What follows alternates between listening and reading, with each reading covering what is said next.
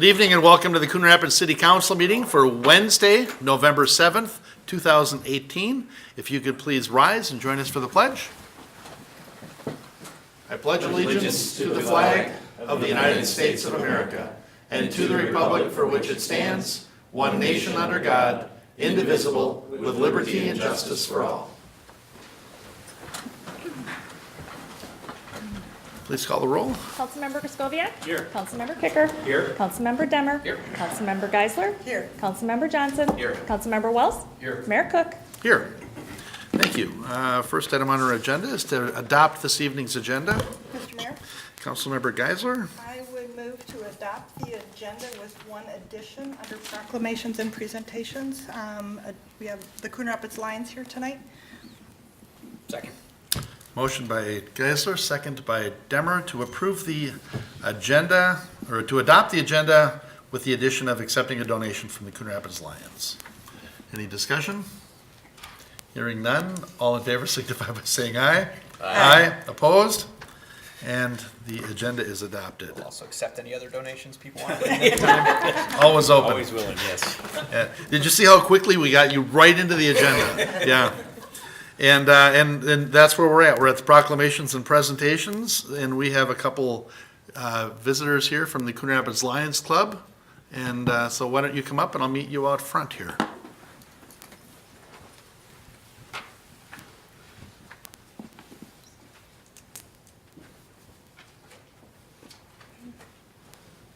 Right up in the. Come on up. Come on up. Good evening, Jerry Cook. All right, so why don't you first welcome to the Coon Rapids Council meeting, and then why don't you introduce yourselves and then tell us why you're here. I am Lion Belinda Lawrence, and I am the president of the Lions, Coon Rapids Lions Club. And You want to do this behind the podium? I Yes. realized you have this really nice note there, and I messed you up, didn't I? Wherever you're comfortable, wherever you're most comfortable. okay. I was going to say good evening, Mayor Cook and council members. And then I've introduced myself. So I'm here tonight to present a check in the amount of $50,000 to the city of Coon Rapids to be used towards the purchase of new playground equipment in the Lions Coon Creek Park. The park was commemorated in November 1st, 1986, which is now 32 years ago. The park was opened in 1990. Since the beginning, there has been a steady improvement in the facilities and in the playground equipment. The Coon Rapids Lions have been working with the city for the past 32 years to provide financial help and to keep this a top-notch destination park for the great city of Coon Rapids. Do you want to do that? Oh, I've got a second check. This actually came from the Coon Rapids Lion Foundation. Okay, this is from our club. I'm Lion Diana Wyvell, and I'm co-chair with Lion Marcia Guthrie for the Memorial Park. I am presenting a check for $6,000 for 4 new benches to replace the old ones that are in the Memorial Gardens. They'll make a great addition to complement all the updates and improvements scheduled for next year. The Memorial Garden has provided a quiet, beautiful, and peaceful place for everyone from kids to senior citizens to enjoy. When we work in the garden, many times people come into the garden to see the flowers, take pictures, eat lunches, and share stories with us about the garden and the park itself. They don't know what to expect after seeing what has been done to all the other parts, because everything looks so nice. Their expectations and excitement are high for this city's destination park. While the Coon Rapids Lions have provided the manpower, it's the city over the years that has provided us with the flowers, the annuals every year, the mulch is presented, and a lot of helpful ideas. And we really appreciated it. this is awesome. So we should really we should get a picture or something. Should we have the council join us behind us? Because this is really $56,000 between the Coon Rapids Lions Foundation and the Coon Rapids Lions Club. This is amazing. So if, kind of gather, why don't you ladies come over here, and we'll kind of center here. The council will gather behind, and somebody has a camera over here, right? Oh, look at that. Yeah, you're probably okay behind. Peter showed up with no cameras. Can we share this with the newspaper? Oh, for sure. I feel like I can probably get in contact with Peter. Jeez. That's good. All right. Thank you. One. That's confidence. Diane, thank you very much. Thank you. Thank you. Wow, awesome. Thank you, ladies. All right. I bet there's somebody over here I have to give this to. Here, I'll just give it to you.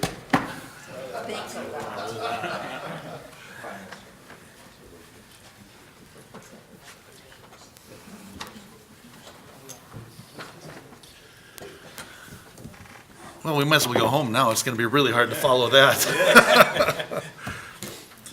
Next on the agenda is approval of the minutes from October 16th, 2018.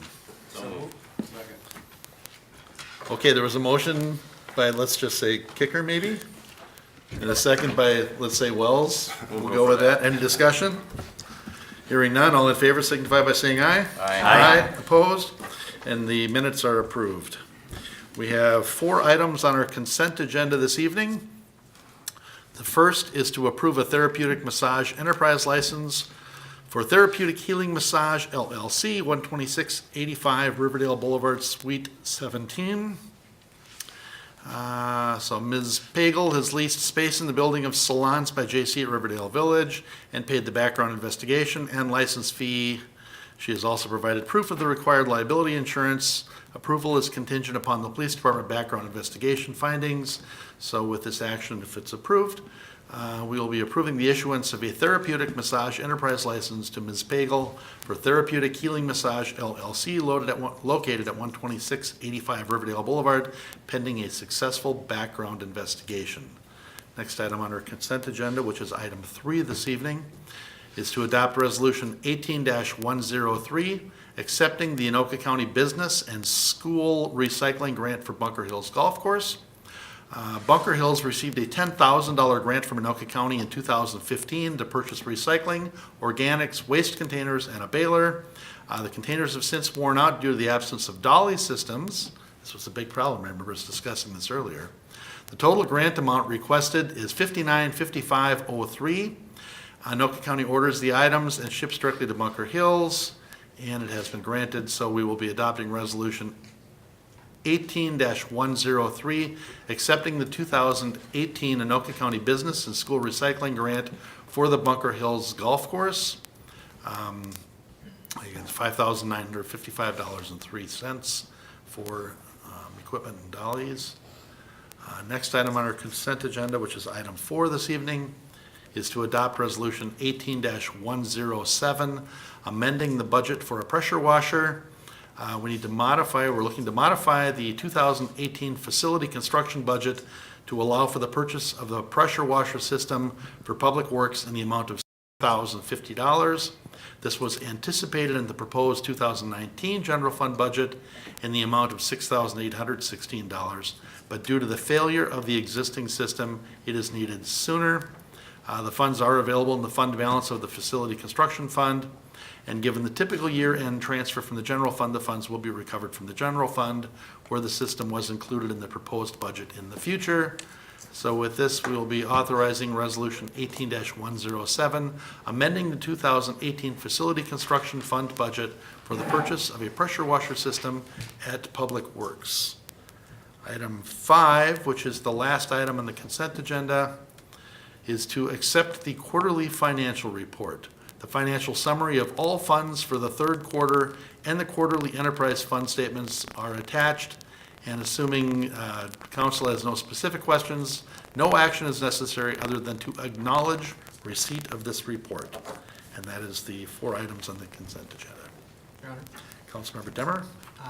move to adopt the consent agenda. Second? Motion by Demmer, second by Kicker. Any discussion? You question. Councilmember Demmer? I know it's not a giant amount of money, but in the pressure washer, what happens then to the $6,816 that were in the budget for next year? Do we just move those back into the facility construction fund next year instead of buying something with them? Ms. Legg? Mayor, and Councilmember Demmer.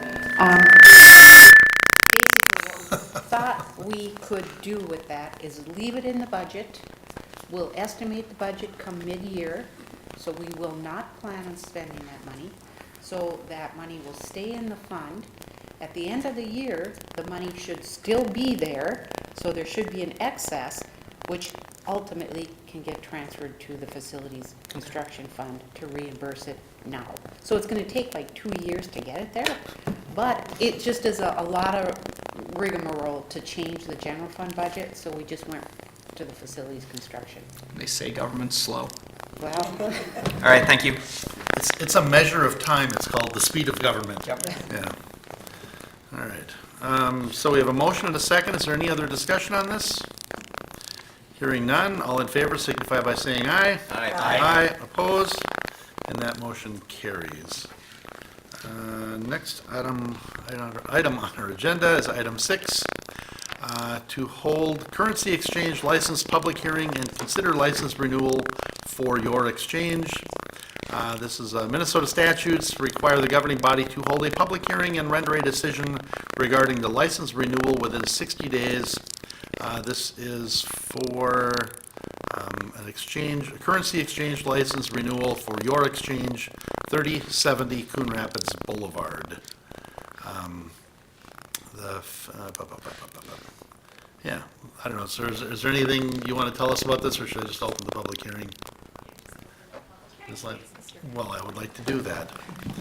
Okay, then, so I will open the public hearing, in case anybody is here to address council for the exchange, currency exchange license. Anybody here to address council for the public hearing for the currency exchange license renewal? Seeing none, we will close the public hearing. And Mr. Mayor, Councilmember Geisler. I will make a motion to concur with the Minnesota Department of Commerce renewal of the 2019 currency exchange license for your exchange, 3070 Coon Rapids Boulevard. Second? Motion by Geisler, second by Kicker. Is there any discussion? Hearing none, all in favor signify by saying aye. Aye. Aye, and that motion carries. Item 7 is to levy assessments miscellaneous 2018-2. Will be, after an assessment hearing, the unopposed 2018 miscellaneous special assessments should be adopted. Do we have any that we need to accept? basically, Mayor and Council, what we're doing on this agenda item is we have to collect any assessments. We've had about 12 appeals as of 7 o'clock that I heard. There was 10, there was 2 more today. And then we've got 3 resolutions which will update the amounts for you after those have been pulled out. I've got preliminary amounts, but I don't have the final updated after all the appeals were taken out. But there's Okay. 3 resolutions, one for a 1-year term limit, one is for a 3-year, and one is for a 7-year. Okay, So, all right. And so is anybody here with a written assessment appeal that they need to turn in this evening? Seeing none, then do we need to officially open it? Yes. All right, fine then. So the hearing is.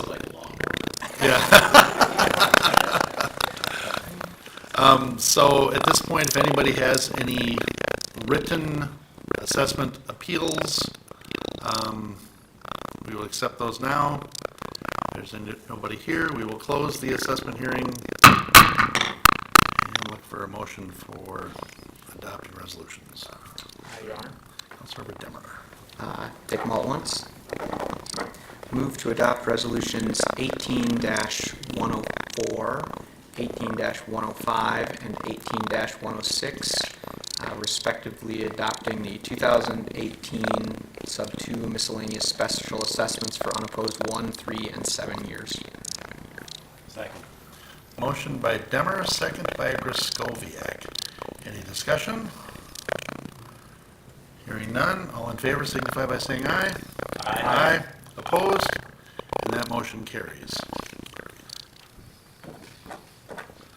Next on our agenda is to consider resolution number 19-879, awarding a contract for bunker renovation Phase 2 at Bunker Hills Golf Club. Now, normally I would just read this really good introduction that I've got, but we've got all the big guns here. We have the director of golf, we have the guy that takes care of, makes everything look beautiful out there, Brad Abel. So, Mr. Anderson, I would just turn this over to you and let you tell us what you want. Mayor, Council, thank you. This is a resolution to award a contract for what is essentially the final phase of the bunker renovation for the championship, 27 holes. Went out for bid, bids came back, and certainly are within budget. What this does is it takes care of bunkers that are too large, with deteriorated edges, liners exposed and ripped. It'll improve pace of play, which is very important for golf, help folks manage their way around the golf a bit quicker, and really reduce staff time, reduce the cost of staff time in and around those bunkers over the course of many, many years. It's particularly exciting being here now, coming off last year where we completed a very similar sized project. And as you mentioned, Brad Habel's here, Bunker Hills Green Superintendent, and he masterfully leads us through these types of projects when we get the opportunity to do them. And he did that last year, and we couldn't be happier with it. The contractor did a great job. It'd be the same contractor if we're awarded today. And the user group at Bunker Hills just really, really fell in love with these bunkers. So, hopefully we're able to move forward with this final phase that's in front of you today. Excellent. They look amazing. And I was fortunate enough to ride with Brad out there, and as he showed us around and described it, and it was fascinating. I thought you were going to say that you got to play through them. I'm not a golfer. It's just, I love being out at a golf course. I can't hit a ball. Your Honor, Yeah, Councilmember Johnson? I would like to move adoption of resolution number 19-8, 9, awarding a contract to Hartman Companies, Inc. in the amount of $314,000 for the West 9 bunker renovation project at Bunker Hills Golf Club. And you want to take these separately, Council? There's kind of two recommendations. Okay, so I'll stand down on that for a second. Motion by Johnson, second by Wells. Is there any discussion? Hearing none, all in favor signify by saying aye. Aye. Opposed? And that motion carries. I'd like to further move to approve a project budget for the direct purchase of sand and cart path realignments in the amount of $105,000 to relate to that project. Motion by Johnson, second by Wells. Is there discussion? Councilmember Demmer? Yes, and one half resolution short on this. The one question was, it was under the budgeted amount, which is, good. Yeah, so there's about $80,000, $75,000 under. At one point, I thought there was an optional thing that was potentially going to be done if we were under. Does that come at a different day or time, or are you just keeping the money in the budget? Mayor, Council Member Demmer, we are not proposing. There were some additional alternates that we did seek some pricing on for additional practice areas. We did receive pricing for that, but chose not to recommend this at this time, based on that pricing, but also based on just future needs at the golf course, potentially increased parking, where these areas would go, just some long-term visioning for the facility. All right, any other discussion? Hearing none, all in favor signify by saying aye. Aye. Opposed? And that motion carries. Under old business, we're considering resolutions 2211 and 2212, and resolutions setting the 2019 fees and charges. And this was introduced at the October 16th meeting. Is there anything, Mr. Stemwell, you want to highlight here? Cover everything, the last one there. Mayor, Council, there aren't many changes with regard to this particular ordinance compared to our last meeting. think the highlight we made there, and I'll just reiterate, is we did, the finance department did complete a study on fees, and so we did look at a few of these that were either sort of out of the average and reduce those. We took kind of a close look at staff time that goes into some of these fees and frequency and things like that. And for the most part, we were right in the average as we expected. We have made a few reductions and others that we decided just to hold in place for a while until maybe we're back into the average. But overall, it was worthwhile doing the study, and we came out well. All right, thank you. Awesome. Ms. Lensmeyer? Mayor, if I may, would you consider allowing summary publication of the ordinances if you so adopt them? It'll save on publication cost. So, republication of the, what did you just say? Summary publication? Thank you.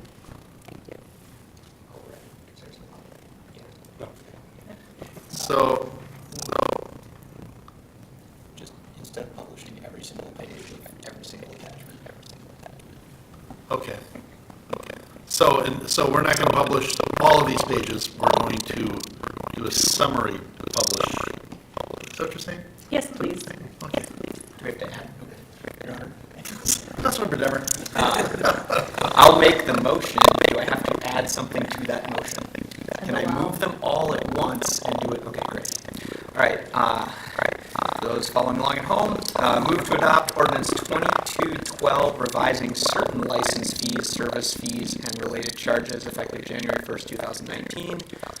Also move to adopt ordinance 2211, establishing permit and inspection fees for the Building Inspections Division as authorized by Minnesota Statute Section 16B.62, Subdivision 1, effective January 1st, 2019. Also move to adopt Resolution 18-108, establishing certain fees and charges effective January 1st, 2019.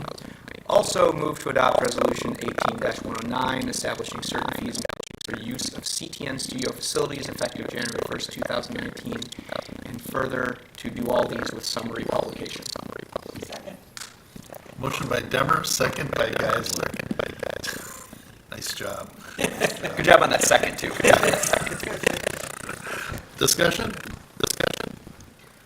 Hearing none, all in favor signify by saying aye. Aye. Opposed?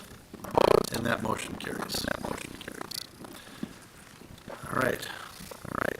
That was truly the cow staring at the new gate. I thought, I have no idea what you're saying. All right. Item 10 on our agenda this evening is to consider resolution establishing 2019 fees and charges for use of city park facilities. Changes for the 2019 fees and charges for use of the city park facilities are as follows. Athletic field rentals, softball field rental weekend tournament date rate was increased from 100 to 150 for residents and 150 to 200 for non-residents. And this fee applies to private rental groups and better reflects the cost of field maintenance for the rental. The community athletic associations don't pay this fee for their use of the fields, and damage deposits are now listed for all building and field rentals in the event that this fee needs to be charged. Is there anything else you wanted to add to this, anyone? All right. Mr. Mayor, Councilmember Geisler? I'll make a motion to adopt resolution 18-110, establishing certain fees and other charges for use of city park facilities effective January 1st, 2019. Motion by Geisler, second by Kicker. Any discussion? Mayor, Councilmember Skoviak? I just wanted to ask, are we remaining competitive with other communities to make sure that we're not going to lose out on any tournaments coming in? This is a 50% increase in the non-resident tournament rate.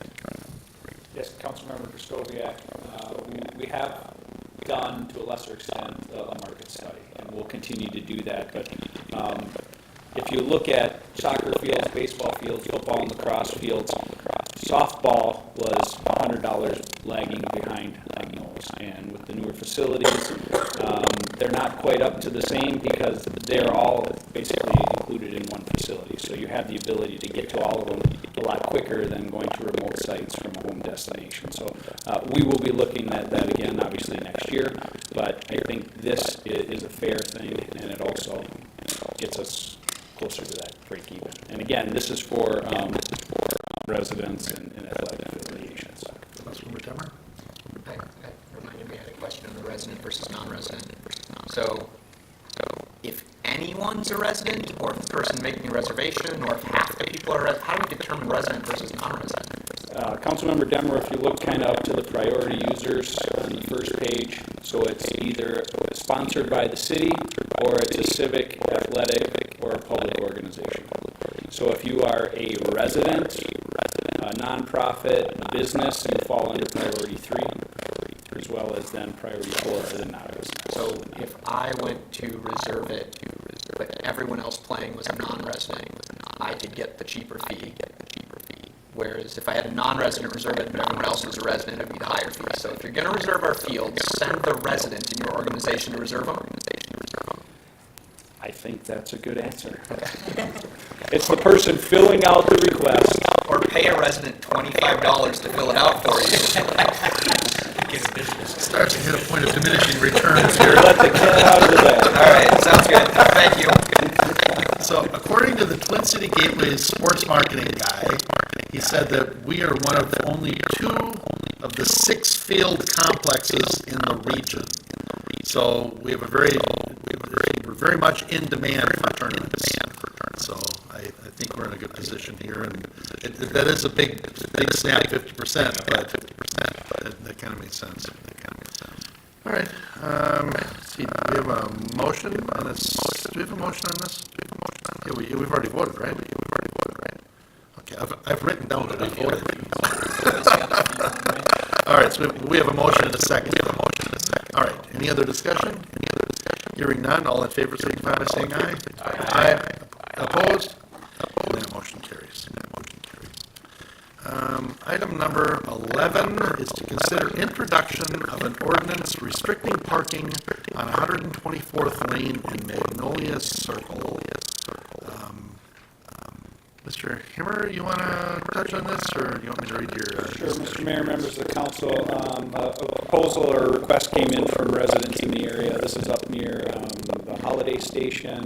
There's some 90-degree bends in there. We sometimes get parkers that sit on that public street and down into the Holiday Station. There's some goofy angles. There's some site obstruction issues. So it went to the Traffic Review Committee. We concurred just in that S-curve that it would make sense to restrict parking. So we would recommend that we proceed with this. All right. Does council have any questions on this? Mayor, Councilmember Griscoviac? this is just an introduction, correct? Yes. Correct. So if we introduce it, then there's going to be something that goes out to the residents that notifies them of this action, correct? Correct. Yes, Councilmember Skoviak, the first letter went out and said, here's what we're proposing to do. Nothing really has come in on this one other than support. We'll come to the next council meeting, and then following that action, then we would notify them that this is going to be happening. So we're not going to give them 3 notifications. We give them 1 before we start and 1 when we're done. So then, at the next action of the council, we'll be able to get that feedback if there was any feedback. Yeah, this went out probably almost 3 weeks ago. So presumably we were receiving feedback prior to this meeting. Nothing new came in as of last Thursday when this is finalized. So if something does come up between now and then, we'll certainly share it then. Okay, thank you. Okay, thank you. So with that, we will introduce an ordinance restricting parking on both sides of the 124th Lane and Magnolia Circle intersection to a distance of approximately 130 feet west and approximately 90 feet south. And we will consider that introduced. Item 12 on this evening's agenda is also an introduction only, and it also deals with an ordinance restricting parking on Hawley Street. And this is more in the industrial area down there. Evergreen. No parking ordinance on the north side of Hawley Street from Springbrook Drive to 93rd Avenue. Mr. Hammer, anything you want to hit on this? Or? This came about as some design work we were working on. It's kind of some cut through between the 2 signals. There seems to be some excessive parking, and we talked about widening the road, and we're just trying to accommodate parkers. The right of way is narrow, right? So again, we notified the businesses, thinking that it certainly would make sense to improve the safety not only for pedestrians but also for the travel public between those two. If we would consider restricting parking, so we're making the recommendation to you that occur. Here to ask any questions, and to date we haven't received anything back. But we would share that with you as well. All right. Councilmember Demmer? So, do you have any guesses to where they're going after they park there? Is there a parking lot that's too small, or when I look on the map, I can't really figure out who's parking there or why. It's all businesses. On the Holly Street one. Yeah. Yeah, I think it's just employees from the nearby businesses that are parking there for 30 minutes. So they just don't have a big enough lot. It could be they don't have a big enough lot, or it's closer to the clear access where they go in as opposed to parking on the opposite side. So there's not. Yeah, I was just curious because there are people that work there. The parking lot's so small, parking on the street, and then we don't want to park on the street. Then it seems like that would create a problem. We should give them time to do something about their lot. But if no one's complained, then I guess it's we get another week for them to 2 weeks for them to figure that out. I guess the businesses over there, they were in support of this ordinance. So. Any other discussion or questions? All right. Then in that case, we will we will introduce an ordinance restricting parking on the north side of Holly Street from Springbrook Drive to 93rd Avenue. We'll consider that introduced. And we are on to item 13. This is also an introduction. Planning case 18-17-7. Consider the introduction of an ordinance approving a zone change, 101st Avenue and Foley Boulevard, ENR investment. Mr. Harleter, you want to cover this one? What's being proposed in this request is a zone change. It's a zone density residential to also a PUD, general commercial.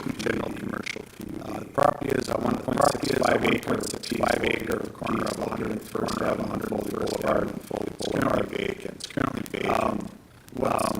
What triggered this request? We've got a proposal that before the city now, develop that property with a use that was not approved as part of the change of the PUD from a restaurant to a storage facility. In order to do that, to amend the PUD now, the only way to do it, the current zoning is to allow townhouse development, detached townhouse, which really isn't allowed use. The current PUD ordinance requires any modification to the current system PUD ordinance. So what we're proposing here is to change the underlying zoning with density residential, general commercial, on that clause affect the property and redevelop the with another commercial use. That was really the trigger that moved this request forward. And you had a public hearing at the planning commission on this. Correct. Everyone else can shake their head here. But I think we should talk about in the work session. Normally when the PUD change comes through, is a bigger discussion than this. Mayor, if this item is introduced, this item as the PUD amendment will be presented to the council. Right. So I was wondering if we should have this would introduce it. Vote on it on the 20th. So I was wondering if we should discuss it in a work session between now and the 20th. That would be your prerogative to do that. We've been aware of this for quite a while. Is that because I follow the planning commission, or did we talk about it? We didn't officially talk about it, right?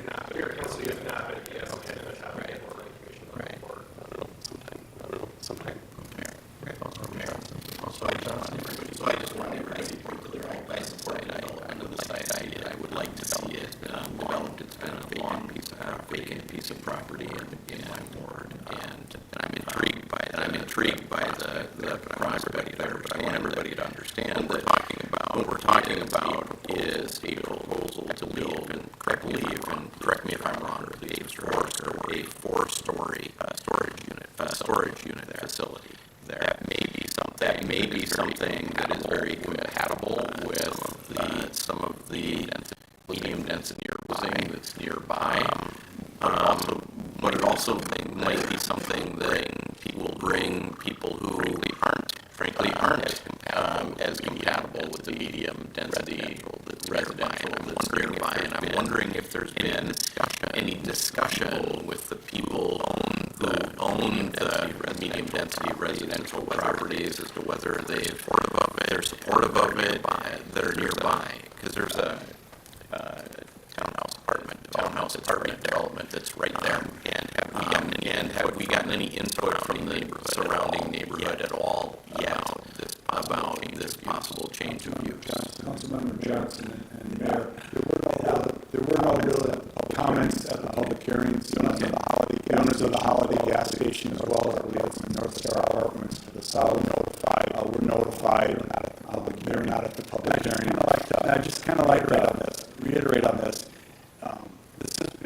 This isn't really a project-specific zone change. If any other commercial use wanted to go in there, other than the restaurant that was on there, preliminary to the PUD as part of the PUD, this zone change would have to occur.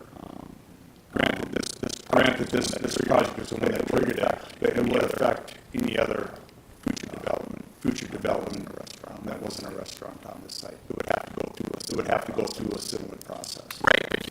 Right, but here they're actually coming forward with a specific proposed use for the property, and we have the opportunity to say thumbs up or thumbs down if we had input on that and wanted to do that.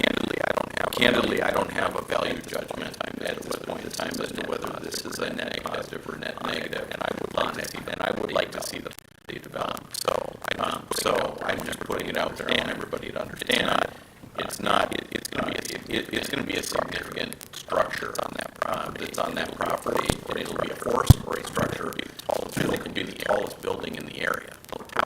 It'll tower over everything else, just so that everybody understands that, including the commercial building that's kind of kitty corner to that as well. Only a two-story building. So, thank That's you. correct, Councilman, but I'd just like to reiterate again that these are really two separate applications. The council could approve the zone change and deny the PUD amendment. Sure. They aren't linked. Or we could make the zone change, and then that project could go away, and we could end up with a different general commercial use come forward. And they have to go through the same process. Absolutely. Okay. Very good. I saw some motions here. Mr. Stemmuttle, did you have something? Mayor Council, I was just going to make a similar comment that, these are sort of separate, and, to the extent about the specific project, we don't talk about this, some of those specifics when we're talking about zoning, because you can get into run afoul of some things there, and so that's why they're handled separately. Okay. Councilmember Geisler?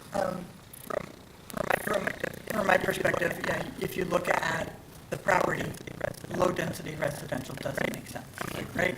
I mean, and so looking at it as a commercial site does make sense.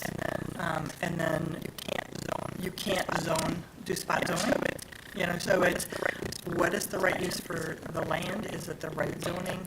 We look at that and then take it as a separate issue if there's a project that comes forward with a site plan or a PUD amendment, whatnot, and see if that is appropriate for that general commercial use.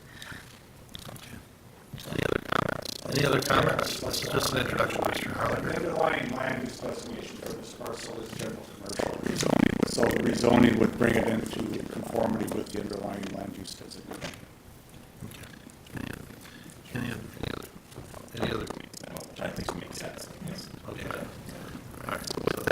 So with that, then, we will consider planning case 18-17. Where is here? Agenda case 18-17, the city council will introduce the attached, we are introducing the attached ordinance approving the proposed zone change based on the following findings. One, the proposed rezoning to general commercial PUD is consistent with the land use designation of general commercial. Two, the proposed rezoning is compatible with the adjacent land uses and zoning.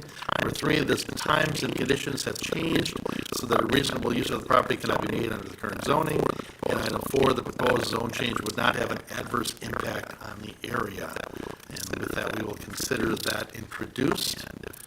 And if anybody has any comments about that, make sure you let somebody on the council know. And we'll be looking at that again at the November 20th meeting. Councilor Wells. If it's possible, I would agree with Councilmember Demmer that it'd be nice on next Tuesday to have at least a brief conversation.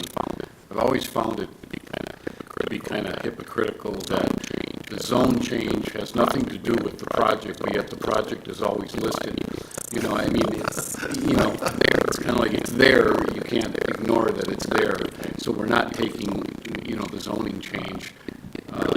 It really isn't independent, even though if we say it is. Because, it's right there in black and white, that's what's proposed, and that's what's generating the zone change.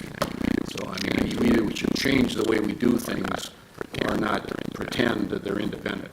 Okay. Mr. Stemwell, can we get that onto our workshop for the 13th? Mayor, Council, yes, we can set something up for that. Thanks. All right. With that, we are on item 14, to consider resolution ordering preparation of feasibility report for project 19-4 street reconstruction. Project 19-4 consists of the reconstruction of 121st Avenue, which is South Street by the city of Anoka, from 9th Avenue to approximately 300 feet east of Cree Street. Mr. Hammer, anything you want to cover on this, or should we just go right to a motion? I'll be happy to answer any questions, Mr. Mayor. That's a good way to put it. Anybody have any questions, or feel a motion bubbling up? Councilmember Kicker? I'll make a motion that we adopt resolution number 19-4 sub 3, ordering preparations and feasibility report for project 19-4 as part of the 2019 street reconstruction program. Motion by Kicker, second by Geisler. Discussion? Councilmember Skobiak? I might ask Mr. Himmer, this is a border road, right, between Coon Rapids and Anoka. So this is my first experience with a situation like this. They're going to be the lead agency on it. Are their road grading conditions the same as ours? Would this road be considered to be repaved under Coon Rapids road condition standards? Councilmember Skobiak, members of the council, as it relates to general conditions of soil, yes, they're very similar. Their project, however, what they're proposing is full reconstruction because they've got utilities. They own the utilities under this, and our residents pay into that. So this is going to be a full reconstruction, new curb, new water, new sanitary sewer, new storm sewer. So it's beyond what our typical reclaim project is due to those utilities. But if we were doing a complete reconstruction, it would basically be the same thing. Okay. Any other discussions? Hearing none, all in favor signify by saying aye. Aye. Opposed? And that motion carries. Item number 15 is to consider resolution 18-111, approving playground equipment expenditures for 2019 miscellaneous park improvements. Mr. Hammer, did we do as well this year as we did last year, purchasing those the playground equipment? Mr. Mayor, we had hoped to package a couple of different projects in this one. So we didn't get a full 50%. It's roughly 30 to 35% of a discount because it's a smaller scale purchase. But yes, it's that end of the year, great deals you get. And so we have the Tower View scheduled for next year as a neighborhood park improvement. The dollars are in the budget within the $200,000 miscellaneous that we use on neighborhood projects. And so if we're going to move forward, It sure would be nice to save us a chunk of change in order to get this to happen. We just have to take delivery, we'll do the storage, and then we'll just institute a contract for installation. All right, excellent. Any questions? Councilmember Scobie? I think I just missed it, but it wasn't in the memo. What was our savings on this, or the percentage of the dollar amount? I'm just opening up that now. It was, the total cost was $83,662, and we're paying $62 and some change, so roughly $21,000. Big savings, okay. Councilmember Geisler? Make a motion to approve Resolution 18-111, amending the Park Improvement Fund budget and authorizing the expenditure of $62,166.23 for the purchase of playground equipment for Tower View Park. Motion by Geisler, second by Kicker. Is there discussion? Councilmember Demmer? Just for people who don't know, Tower View is at the intersection of Northdale and Crooked Lake, so go there and check it out. Go there and check it out. And as always, I encourage that at some point our meeting in the park get held there after we put up all the great stuff. Yep, the kitty corner to the south and west. Isn't this back on 115th, kind of right behind the water tower? 116th, yeah. South Yeah. and west of the tower. Yeah, so it's not actually at the corner. It's No, in the neighborhood in the corner. you're lost if you're at that park, if you don't live there. So in that area. They can see the water. Yeah, there definitely gets, well, definitely a tower view from the park, yeah. All right, any other discussion? Hearing none, all in favor signify by saying aye. Aye. Opposed? And that motion carries. Item number 16, where is it? There it is. It's a Matt Brown thing, but he's not here tonight. Consider subrogation agreement with 8500 Evergreen Boulevard. And I've read all this, but Mr. Cornelius, is there any highlights you want to hit on this? So I can provide a brief summary on this. It is a little bit confusing, admittedly. I've never even used the word subrogation up here before. Well, so I discovered what subrogate means. It's to put in place of another. So that is helpful to understand what the different aspects of this agreement are. So this item relates to a loan that the city provided to BioVest International back in 2010, which is located at 8500 Evergreen Boulevard. The company changed its name to the Cell Culture Company, and they are a tenant in that building. The building is owned by JMS Holdings, which is part of the Shamrock Development Company. And at the time that this loan was made, the company invested over $1 million in improvements to the building. They purchased some equipment. The basis for providing this assistance was to create jobs, which they did. The city provided a loan through the Minnesota Investment Fund, which is a state program, of $250,000. That was a 10-year loan with a variable interest rate. It has a balloon payment that's due in 2021. The EDA also provided a separate loan, and we'll talk about that at the EDA meeting that will follow this. The company has continued to make payments on this loan. So fast forward to today, the building owner, JMS Holdings, is in negotiations to sell the building to a company called Cretex, which is the parent company of RMS, which is right next door. And so what the parties have been trying to figure out is what to do with these loans. What makes it complicated is that the loans were secured with mortgages. And so ordinarily you would pay those off, but in this case, BioVest was really not in a position to prepay the loan. And so what they worked out was an arrangement where JMS Holdings will essentially put up in escrow the amount of money that BioVest owes the city, essentially as security. That will go in an escrow agreement if there's a default.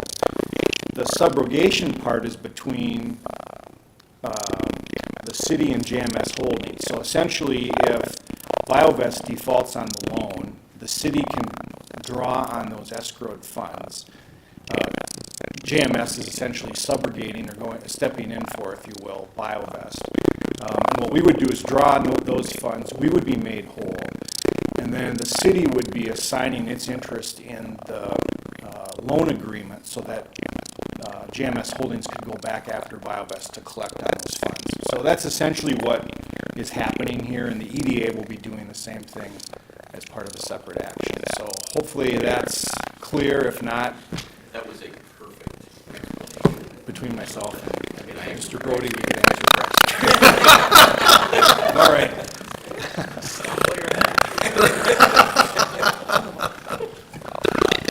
It really did, it was really, really succinct. So, yeah, thank you, Mr. Fernandez. All right, any questions, or somebody want to, Your Honor, Councilmember Demmer? I would move that the council approve the subrogation agreement with JMS Holdings LLC. Second. Motion by Demmer, second by Johnson. Discussion? Councilmember Griscoviac? That was clear, you did a good job on that, but it also seems like a very complicated agreement.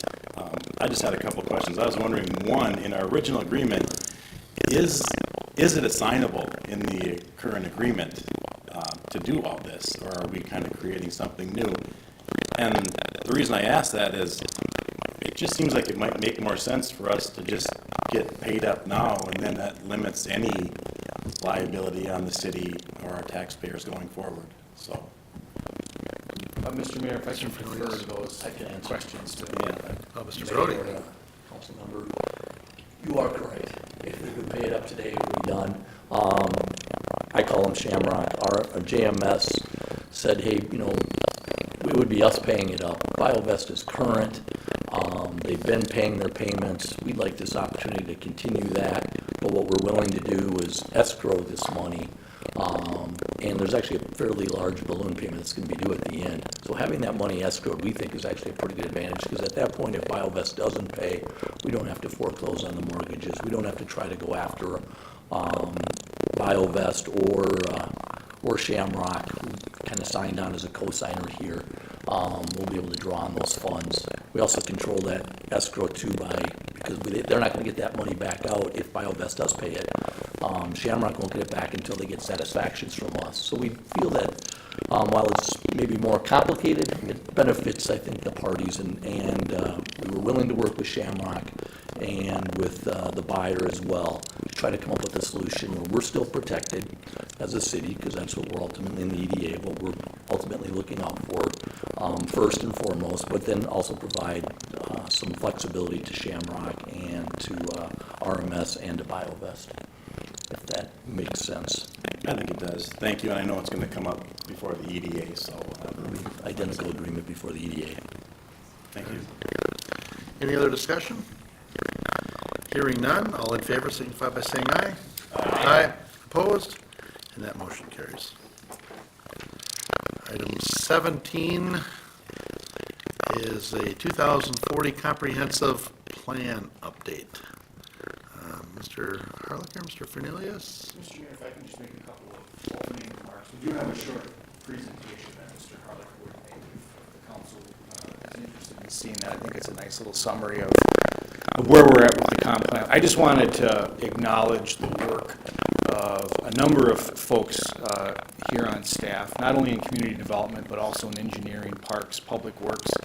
Also, our communications staff in the city manager's office were very helpful in preparing this document. As council is aware, we started this process back in February of 2017, and here we are many months later, and at the end of the line with a finished product that I think many of us are very proud of.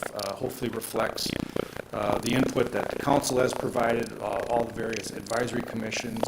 We had public input as well in this process, and so I think we're happy with where we're at. We've gone through our 6-month review process, so this is really kind of the last step. The Planning Commission has held the public hearing that we're required to do, and Scott will talk a little bit about that.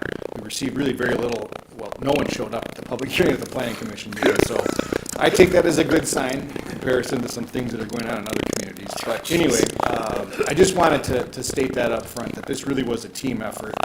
A lot of this stuff was done in-house. We outsourced some technical pieces, but for the most part, what you see in front of you reflects the work of a lot of people here on staff, and very happy with where we're at. So with that, I can turn it over to Mr. Harlicker. All right, thank you. Mr. Harlicker?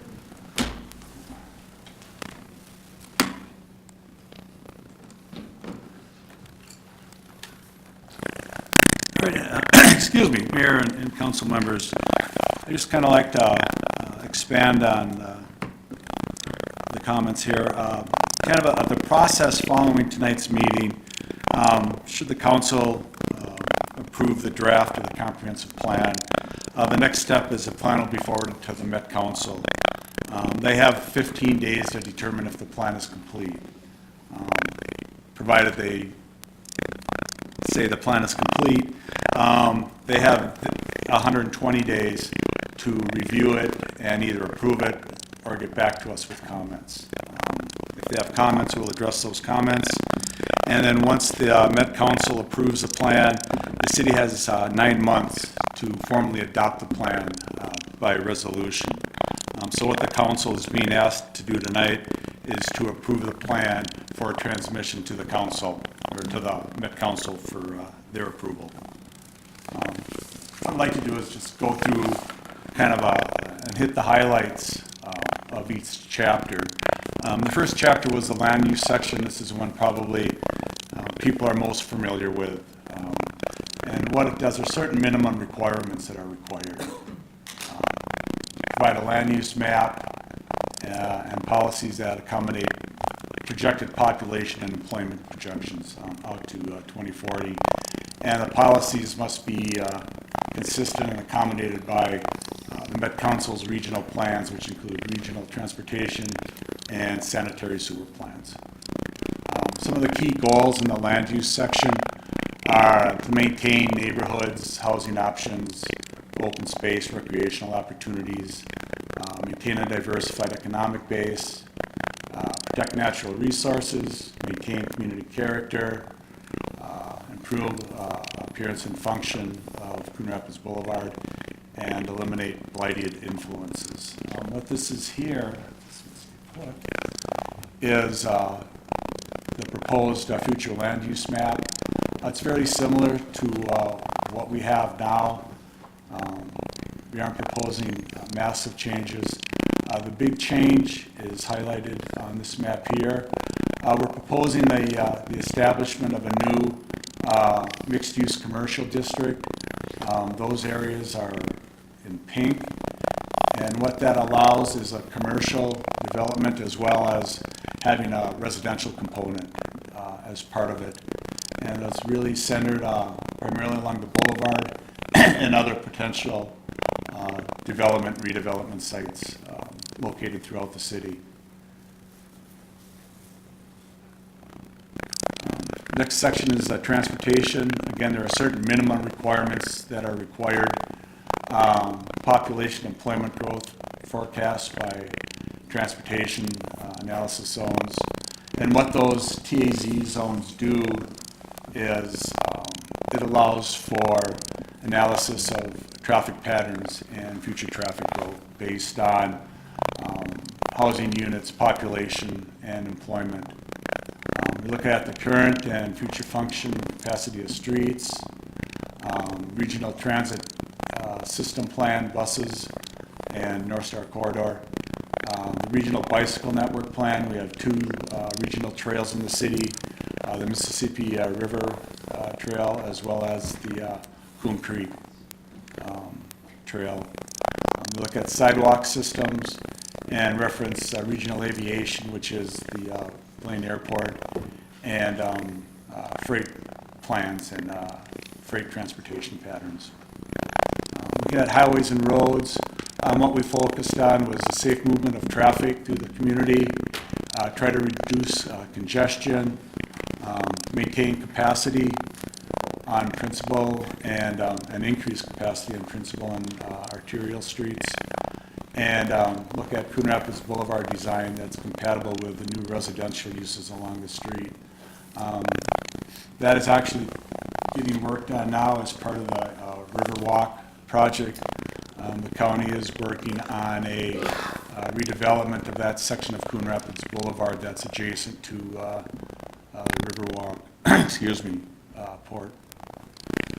So the regional transportation system, highlighted in red are the principal arterials. We have several of them in the city. We've got Highway 10, Main Street, and 610. The other streets are minor arterials, primarily county roads. They are the yellow, green, and gray streets. Look at housing. Again, minimum requirements, an assessment of housing stock, including affordability. To guide lands, this ties in with the land use plan, to accommodate allocation of affordable housing needs, and programs and fiscal devices that could be used to meet the identified housing needs. This is just a sample of some of the tables that are in the section. This one relates to owner and renter occupied housing from 1990 to 2010. You can see if you're owner occupied, varied somewhat from 1990 where it was 77% to 80% in 2000. Then we had the housing drop off and went down to 74% in 2010, and it's still at 74% in 2015. We also do the same thing with renter-occupied units, vacant units. Again, renter-occupied 19, 19, 22, and 24, so it's creeping slightly upward. Housing affordability is also discussed in this chapter, looking at housing units that are affordable to different levels of income. You're looking at 30% of the AMI, 5% of the units are available to people at that income level. The next income level is 31 to 50%, and 34% are available to those residents that fit into that bracket. And 51 to 80%, 52% of the housing units are available, are affordable to those people in that income bracket. And then we're looking at here, the table 4.5 is low-income households whose costs are at least 30% of their income. And if you're at below 30%, there are 2,154. 31 to 50%, 2,127. At income level between 51 and 80%, 1,300. Their housing cost is at least 30% of their income level. Wastewater was also part of it. It was covered under the water resources chapter. That chapter included wastewater, surface water, and water supply. The city has been working on updating associated plans for wastewater, surface water, and water supply, and those plans are being incorporated into the water resources chapter of the comprehensive plan. Kind of briefly go over some of the wastewater highlights to minimize claims against the city for water-related sewer backups, come up with standards and procedures for maintenance, inflow, infiltration, mitigation, a public education program to reduce the quote flushable wipes, and installation of a fiber optic system at all lift stations, so they got uninterrupted communication with those lift stations. Looking at surface water, provide adequate storage and conveyance of stormwater runoff, develop common drainage problem policy, improve quality of lakes, streams, and rivers, work with Coon Creek Watershed on conformance and requirements for the Wetland Conservation Act, work with the public concerning urban runoff management, a wellhead protection area, and funding mechanisms to construct and maintain sustainable management systems. Parks and open space, again, there are minimum requirements for that. Acknowledge regional parks and trails and ensure consistency with the the council's regional plans, and a capital improvement program for local parks and open space. This is just a graphic of the park improvements. The maroon colors here, the red are high-level improvements. Those are being done at Al Flynn, Riverview, and Crooked Lake.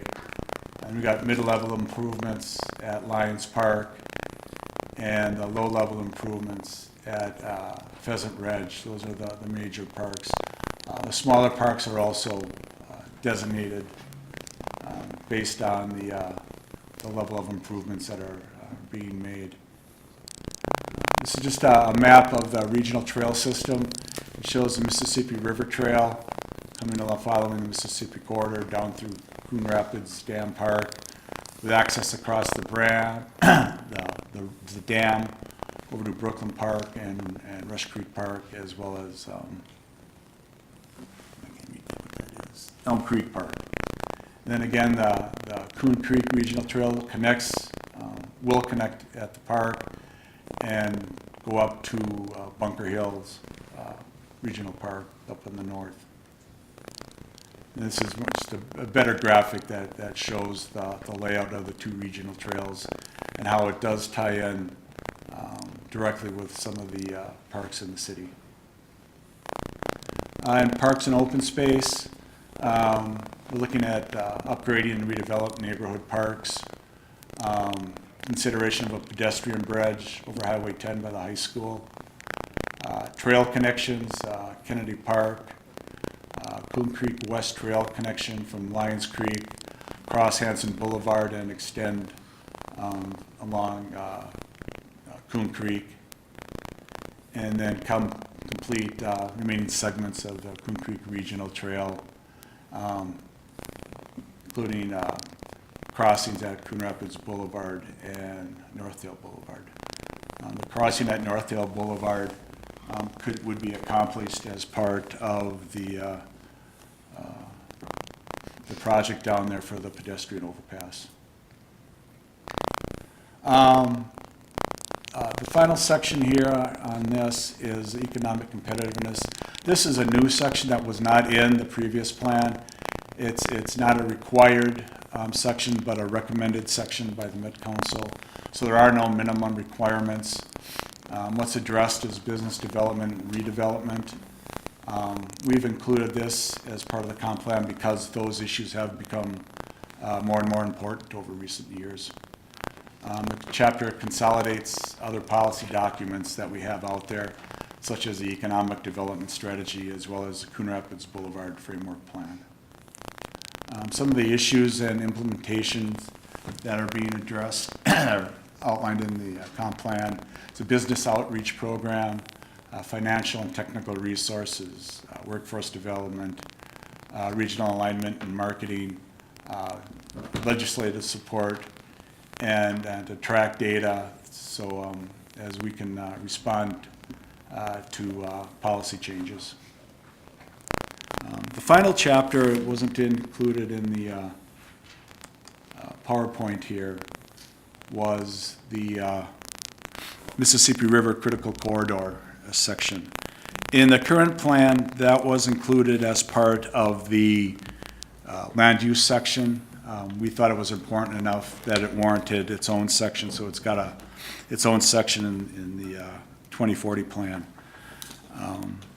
There are really three land use designations that were identified in the Mississippi River Critical Corridor. Maybe I should backtrack here a little bit. Back in 2017, the DNR updated and approved the rules and regulations that affect properties along the Mississippi River Critical Corridor. That corridor extends generally from Ramsey and Dayton, follows the Mississippi River down to Dayton, or down to Dakota County, Hastings area, and affects all the communities up and down the river. These new rules were adopted in January 2017, and as part of those rules-making process, cities were charged with modifying their comprehensive plans to incorporate the rules and policies that were laid out in those new rules. So that's what's being done with this update. In the city, there's 3 new land use designations. River neighborhoods, which are the properties actually right along the river, they front on the river. There are properties that are included in the overlay district, but are not actually on the river. Those are designated as a land use designation separated from river. Makes sense. The other land use designation in the city incorporates the college as well as the condominium project just south of there, and that's called River Towns and Crossings. So those are the 3 land use designations within the city. The chapter, the critical corridor section, is set up and laid out to include really protections for what's called primary conservation areas. They include shorelines, bluffs, floodplains and wetlands, significant vegetation areas, and river corridor views. The other big ticket item along here are river-oriented uses. For us, it really focuses on the Coon Rapids Dam Park and the boat launch down there. Generally, what those uses include are portions of the river downstream where they've got barge traffic and riverboat traffic and those sort of things. And so that's finishes my presentation, and we've got myself and other staff members to answer questions depending on what chapter they're on. Mr. Harlicker, just a quick question. The page that you showed with the park designations and the big dots that described Alflin Park as an area of major improvement, that was like 2012, and is that actually in there? Because it seems like that's been changed since, right? I can check. Mr. Mayor, members of the council, that was the 2012 comp plan. If you recall, as we went into the referendum phase, we started to talk about regional versus neighborhood parks, and we identified some improvements. I will also remind you that in 2019, next year, we have money in the budget to go and do a minor amendment to that program. So whereas that was really focused on all of our parks and all the resources that exist within them and all the amenities, now we want to reboot that, considering what's occurred within the referendum and where would our next needs fall, whether they're within maintenance or park improvement projects. So Alflin is probably up there as a very high priority as we come out of the referendum and kind of look where we are following the referendum improvements. I guess I was more curious if that page was actually going along in the 2040 plan, because the way we rolled it out is different than what that was in 2012. So, Mr. Mayor, I can clarify. That is not in. That's not in the. Okay, all right, okay. Thank you. Councilmember Geisler. I just recall from years on planning and going through this process, it's a ton of work, and so I would like to thank staff and any of the volunteers on the commissions that have gone through the reviews and participating and editing and helping to get this document to where it is. And extra special kudos to the communications team. I think just the presentation and style, it's very readable and an interesting document. So they've done a fabulous job, and it's a lot to digest, and I would encourage people to take a look at it. You know, and we've got getting it over to the Met Council, making sure we dotted our I's and crossed the T's, and then we've got time to make adjustments, and so it's not a one and done, and we should be looking at it all the time, but encourage people to really dig in and take a look, because it's a very well done document.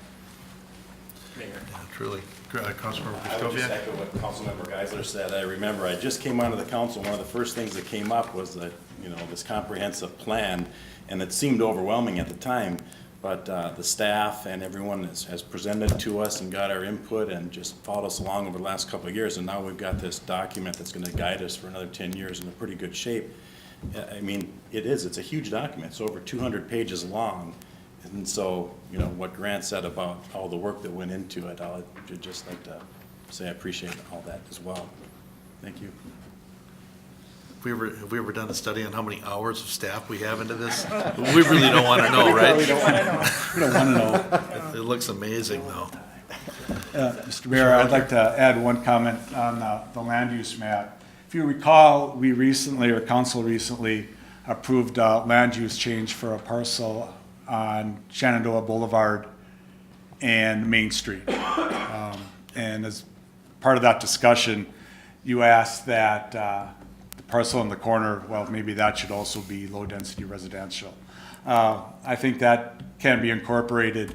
It's not on the plan you're looking at tonight, but that would be one of the modifications to the plan.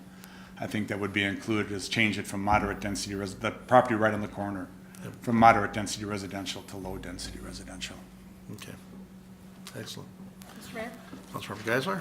I would make a motion to approve the 2040 Coon Rapids Comprehensive Plan for the purpose of transmittal to the Metropolitan Council. Second. Motion by Geisler, second by Johnson. Can I ask a process question? A process question. I think you can ask anything you want, Councilmember Demmer. Go ahead. So we approve this draft, it goes to the Met Council, let's say they just love it and they approve it, then is that it? Or can we make changes that they wouldn't complain about, or do we make more changes and then they have to review it again? What happens after we send it to them? Mr. Mayor, Councilmember Demmer. So what happens is we will submit it to the Met Council. It will not be approved right away. Yeah, I mean, I don't know how many comp plans they're going to be looking at. One of the things that we did, and we didn't explain this in the process, is we actually submitted, I think, pretty much our whole document to the Met Council. There was an optional review period where we got early comments from the Met Council back in April, I think we did. So that, I think, was very helpful. So, I mean, we can't really make substantial changes to it. That would require us to go back through the process. But there are some, and we also didn't mention this either, there are some things that we caught, some typos and grammatical kinds of things that we need to fix. So there'll be a few tweaks that we'll make after tonight before we submit it to the Met Council. Yeah, that was a big part of it. If you wanted to add a couple more years to some of the graphs that are older, if you wanted to clean up some of the graphs that are pasted in a little fuzzy, I mean, it's that we can do. Those sort of changes you can make after you've sent it to them, before we finally publish it. All that stuff's okay. Yep. Great. All right. Any other discussion? What are you guys gonna do with all your time now? Implement what's in the Got storage buildings too. Start on the 2050 plan. All right, no further discussion. All in favor signify by saying aye. Aye. Opposed? And that motion carries. Thank you very much, Mr. Harlicker and Mr. Filius and everybody involved. We are next at our open mic public comment portion of the meeting. And if you are here to address council on open mic, you could just approach the podium. Is anybody here to address council this evening, open mic? Open mic? Nope. All right. Close that. And item 18, our last item on the agenda this evening, is a report from a previous open mic. And at the last council meeting, a meeting date, I guess, was November 7th. At our last council meeting, Mr. Joe Smith of 1071 Woody Lane appeared before council to express concerns regarding use of fluoride in the city's water supply. And he should have received a letter, but the discussion is, per Minnesota state statute, the city of Coon Rapids and all municipal water suppliers must fluoridate their water supply. The Minnesota Department of Health is the responsible regulating authority and prescribes the monitoring of drinking water fluoride concentrations under Rule 4720.0030, which requires daily sampling and monthly reporting. The Minnesota Department of Health set parameters for safe fluoride concentration levels between 0.9 and 1.5 parts per million, according to the Environmental Protection Agency research and guidelines. Addition of fluoride to the water supply system is required as needed to achieve concentrations within this range. All groundwater contains natural fluoride levels.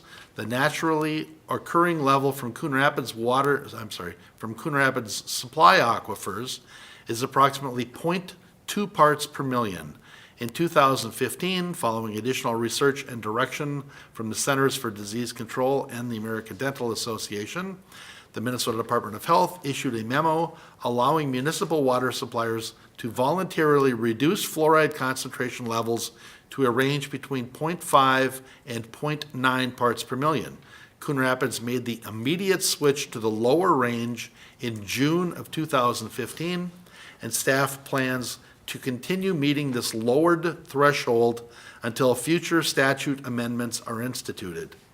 If further amendments to fluoridation requirements occur in the future, staff will evaluate the changes for potential impacts to the city's treatment and distribution center prior to enacted revisions. Until the state mandates otherwise, the city will maintain compliance with the regulatory requirements. Additional details on the city's water quality can be found in the annual water quality reports on the city's website at the following link, and that's available, of course, on the city's website. No further action is recommended at this time. I will say it was very interesting. I really did a lot of digging in, and there's a lot of research on this, and it was very interesting. And I thank you for bringing it forward. And we are now on to other business. What do I get for other business? Councilmember Geisler. Well, I'll start with congratulating Mayor Cook, Councilmember Demmer, and Councilmember Johnson for their elections. Not totally certified yet, but I think we'll get there. Since running unopposed, it was not quite a surprise. But congratulations on that. And I wanted to thank not only the city clerk's office for all of their hard work, and whoever else you enlisted with all of the early voting. It was always busy around here, and the election judges who took their time and participated. I think Councilmember Kicker, you did that for the first time. I did. And It was a lot of fun. He took my driver's license last night. Did I keep it? No, I've got it back. That's good. But only because he offered it. You didn't ask for it, or Ms. Lensmeyer would yell at you. Yeah, because number one, you don't need to show it. Yeah, no ID. But No ID. many people, that's the first thing they do. Yeah, they do. That's what they It's sometimes harder for people to hear and understand the spelling, so Yep. whatever. Yep. But thank you to everybody who participated in the process. It's great. Thank you. Mr. Mayor. Councilmember Johnson? Just as a point of personal privilege, I'd like to take this opportunity to thank the citizens and also the staff for the opportunity to serve you for the last 4 years. It has been a real privilege. And again, I'd like to echo my thanks to Ms. Lensmeyer and Mr. Kicker and other volunteers and people who signed up for the duty of administering the polls for what, as best as I can tell, was a flawless election night and effort, and all the other efforts that were put forward throughout the season as you were getting ready for it. And I think it was just fantastic. I did want to say out there generally to the new electeds at the state and county and municipal level that congratulations to you all. I know all of us look forward to working with you, but also thank you to those opponents that did not win last night for being engaged in the process. And I went to the League of Women Voters debates, or at least a number of them, and I was markedly impressed by the civility that was displayed within this community, which is so in contrast to some of what we see in other places. In particular, I think Mayor Cook and I were at the League of Women Voters debate where Zach Stevenson and Bill Marish were having a debate. And I didn't know Bill that well. I came out of that debate respecting him and listening to him. And I sent him a note last night, which I hope he gets and he reads, because I really valued the way that people conducted themselves in the elections this year. I thought it was really remarkable. I know all of us will look forward to less in the mailbox, especially from strange names and people or organizations that you never heard of in political action committees, but I wanted also people to know that throughout this process, I've been told by citizens and also officials in neighboring cities that they admire how well the city of Coon Rapids and the city council works and works together.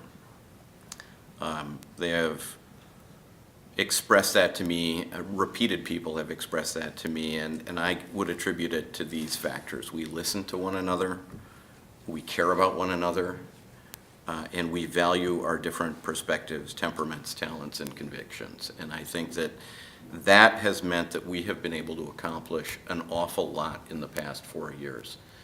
And I want to reflect back on this for a minute, because if you look back 4 years from now, what was the big question? The big question was, what are we going to do with Coon Rapids Boulevard? You know, and I don't hear that question anymore. We have, in only 4 years, I just want to tick through some of these things. Significant residential development by Sherman in the Riverdale area. The same by Centra at Port Riverwalk. Updated parks, not the least of which include Sand Creek, which is amazing, Lions, Crooked Lake, Boulevard Plaza, and roads. Our roads are some of the best in the region right now. Trails.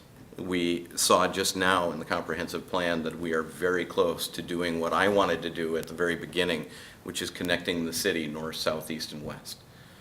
There have been wonderful developments and investments by Mercy, the Skyway that now exists across Coon Rapids Boulevard. On the other end, we're looking and talking about what could be a landmark pedestrian bridge and that new residential development that we're looking at as a possibility on Highway 10. The city looks fresher. It looks newer than it has in my lifetime, to be candid about it.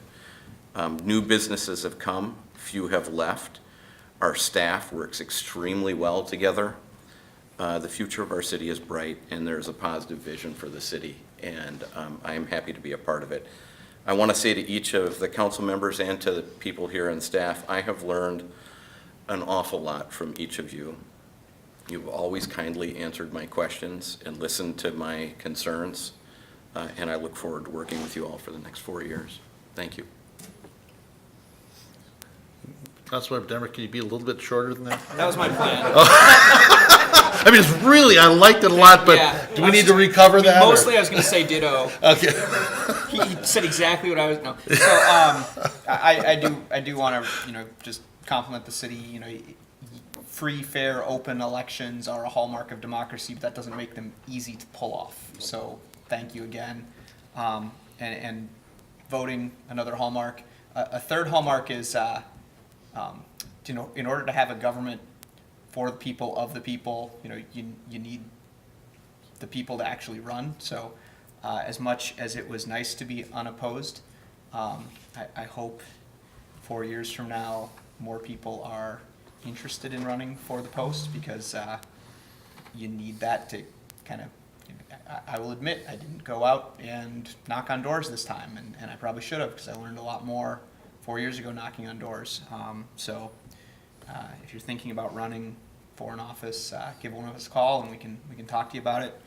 But it is amazing how much you learn. There is a learning curve. So hopefully in the next 4 years, I'm a better counselor than I was for the first 4. So thanks again for the trust in me, and again, congratulations on running another good election. Ms. Lensmeyer, how many early voters did we have?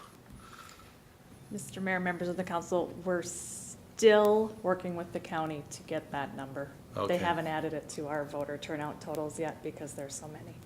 It was It was incredible. wonderful. It was. Turned it into them. Yeah. Yes, it's all there. They're just double Yeah. and triple checking before they present a number to us to announce. Yeah, it was tremendous. All right. Well, I would just like to thank Councilmember Johnson for so succinctly laying out succinctly laying out so many of the things that we have managed to accomplish in the last 4 years. And I really appreciated being unopposed. No. It really freed up my really summer nice. and allowed me more time to do mayor things. I'm going to go with that. So I don't want to, is there anything else we want to talk about? Oh, you know what? I do want to mention one thing on the elections. Coon Rapids is in a very unique spot in that we are represented by 4 House districts. So we have 4 representatives and we have 3 senators, the way our city is cut up. So I sent out texts to everybody that I had phone numbers for last night, and then got a couple calls back today. But I would like to congratulate Zach Stevenson, Melissa Hortman, Peggy Scott, and Aaron Cagle for their soon-to-be certified election or re-election, and look forward to meeting with them and our council to discuss some Coon Rapids priorities, and I'll let it go with that. Ms. Lensmeyer? Mayor and council, there is a canvas meeting on Tuesday the 13th at 6:30. It's a special council meeting, and the county will have the transcript of the elections to us before that. So I'll get it to you. So the county is canvassing before the city? No, they are not exactly. That morning, perhaps. That morning, the 13th? We're just responsible for canvassing the local portion, so Okay. they'll do their portion. Okay, all right. So it's fine that way. Okay, that's good, because I have both meetings in my calendar for that Yes, day. you So. Mr. Mayor? Councilmember Geisler? I'll add one more fun thing. So tomorrow, from 9 to 3 at the Civic Center area, the seniors have their craft bazaar, which is really kind of fun. So if you're looking for fun holiday gifts or, just looking at the crafts that have been made, it's really pretty kind of cool. So if you have time, tomorrow from 9 to 3 over at the Civic Center. I've never seen a bigger stack of cribbage boards than I saw in the picture for that craft sale. I was like, oh my God, there's 3 tracks, there's 2 tracks, oh my gosh. All right.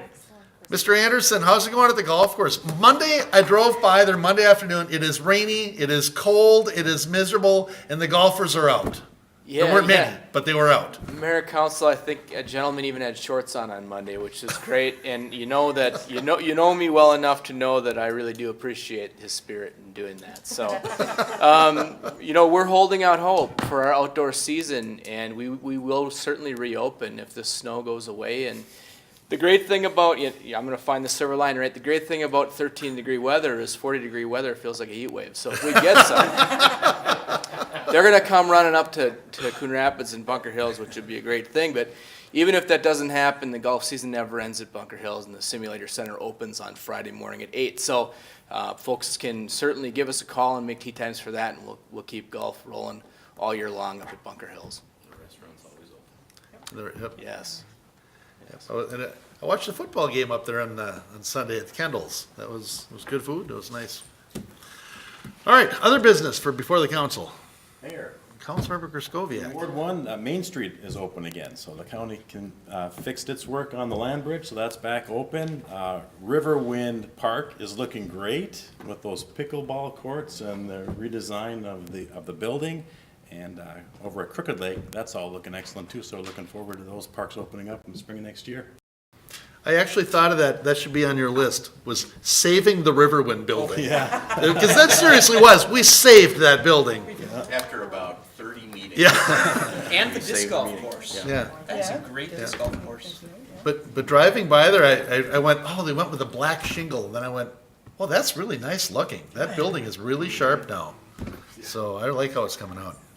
So here's one hallmark of a well-functioning council that it has the breadth of experience that's on this council, and that is, and I want people to think about this over the winter, when you're driving down Hanson Boulevard, it's going to be paved. and had this council not been paying attention to those issues and how to engage with the county in an appropriate way to express the concerns of the people of the city of Coon Rapids, we may have had another mud hole like Foley. So I just, it is important to have a group of people that work well together, listen to one another, and think through these issues. And I'm glad that Hanson is going to be paved throughout the winter. To be fair, I believe that picture of Foley is on Doug's office wall. Never again. Yeah. Fool me once. Yeah. And you could then add the overpass on Highway, Yeah. Hanson Yeah. is another thing in the, Chief Piper that's Bridge. coming through. It's not necessarily done, Chief but Piper it was Bridge. approved. It's gonna stick, isn't it? Maybe not It's officially. like Boulevard Plaza. Yeah. Eventually it just becomes a name. All right. Any other business to come before council this evening? Mr. Stemwell, anything you wanna? We're all, it's covered. All right, we'll look for a motion to adjourn Move to then. adjourn. Second. Motion by Geisler, second by Demmer to adjourn. All in favor signify by saying aye. Aye. Aye. We're adjourned. But